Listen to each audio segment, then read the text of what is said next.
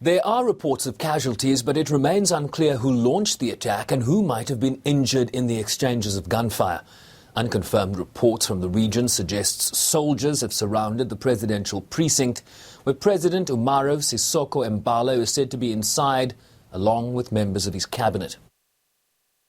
The country has been blighted by political instability after independence from Portugal in 1974, with 9 coups or attempted coups since. Unverified video shared on social media shows a man at the gates to a compound firing a rocket-propelled grenade. We want to make sure that there's a united stand, not just by the Security Council, but by the international community as a whole, against all military seizures of power, be it in Burkina Faso or anywhere else. You saw that we very quickly responded to the developments that are happening in Guinea Bissau, and the Secretary General immediately asked for an immediate end to the fighting and for full respect of the country's democratic institutions.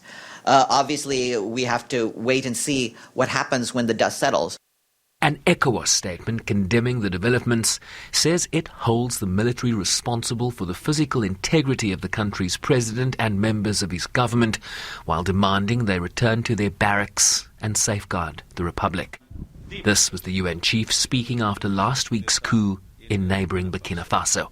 The role of military must be to defend their countries and their peoples, not to attack their governments and to fight for power. We have, unfortunately, in the region, terrorist groups. We have threats to the international peace and security.